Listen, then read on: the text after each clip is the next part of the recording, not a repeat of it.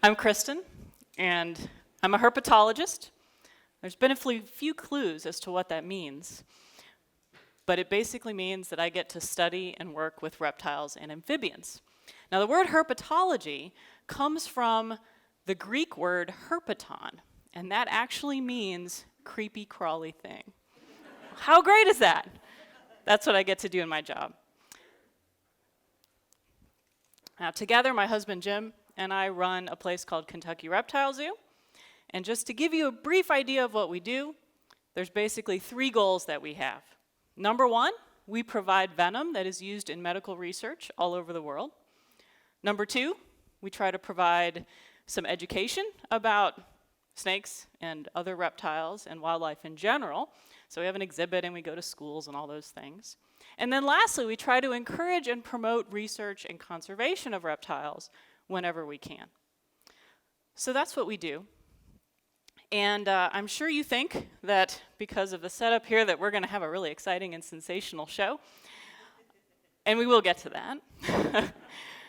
But first I want to talk about something else. This is my dad. And in 2004, my father died from a type of cancer called lymphoma. And I tell you this because I think disease affects everybody. It's non-discriminatory.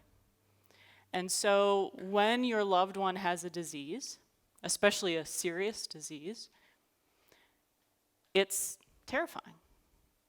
And you're depending upon the doctors and the caretakers to provide the best possible treatment for your loved one.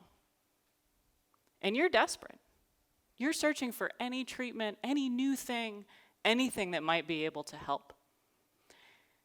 And those doctors, they're dependent upon the people who are coming up with those new treatments, those new drugs, something that may help. Now, because of our job and because of what we do, I also get to know some researchers.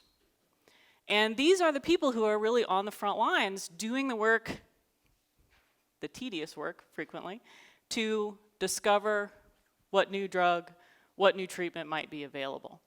And I'm sure many of you are familiar with the scientific method. And the way it works is you have this initial observation. So maybe a researcher notices, oh, this one thing will kill cancer cells in a petri dish. And then you proceed throughout the method. And my point is, I think a lot of us from the outside, we look and we think, oh, they found this one thing, and now, and pretty soon we're going to have a cure. And that's not how it works. Because in reality, it's very frustrating. There are lots of things that can go wrong. So here's my friend Cassie. And I know it looks like that instrument there has just insulted her mother. And I think this is what people deal with a lot when they're trying to discover these new things. So they find something, they're really excited, this might really help someone, and then it turns out that maybe that chemical actually is really dangerous if you give it to a living thing. It might work great in the petri dish, but in a real human being, it's a big problem. Or maybe if you can get it to the tumor, it works great, but trying to get it to go just to that place is really challenging. Or maybe you can't ship it. Maybe it works great, but by the time you ship it across the country to get used, it's degraded or something has gone wrong, it doesn't work anymore. So each step along the way is actually, and they have to go back to the beginning. Each time there's a problem, each time there's a roadblock, that researcher has to do something else. And those researchers, what they depend on many times is a natural source of chemicals, a natural repository of things that might be bioactive in a way that can help us out. One of those things is snake venom. So what we're going to do for you now is demonstrate how we actually take venom from a snake so that it can be used by researchers. And I'm going to explain to you what's going to happen. So we do have a snake with us today. The snake we have is an eastern diamondback rattlesnake. And it's right here. And Jim is going to take the snake out, and on the little mat right here, he will get a hold of it, and then he will bring it up here. Actually, I shouldn't say it, it's a she. He will bring her up here, allow her to bite onto this funnel, and probably many of you will be able to see the venom going down into the vial. The snake is going to be scared. And so because she is scared, you might hear her rattling, you might see her strike, or more likely try to run away. And she will give venom because she is scared. She thinks Jim is a predator who wants to eat her for dinner. He doesn't. But that's what she thinks. Once he is done, then he will put her back into the box, and then we'll have a few more things to say. While he is working with the snake, I would ask that you basically stay quiet. If the snake does something that you don't expect, don't worry, we'll deal with it. All right, he's going to get started.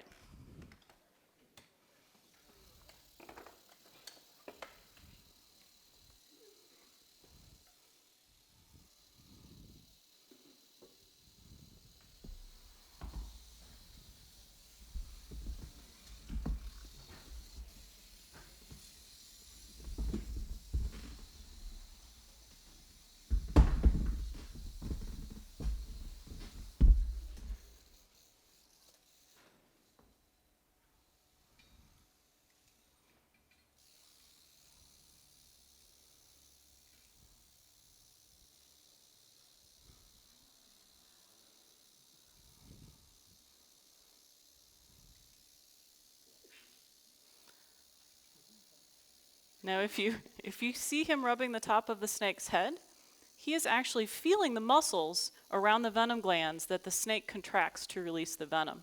When he feels those muscles contract, he'll hold them in that open position so we get the venom that we need.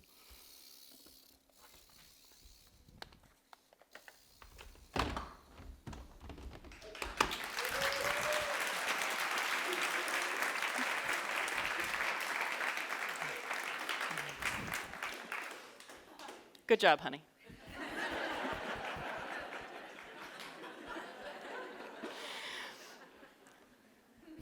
I might hear about that later. All right, thank you for your cooperation.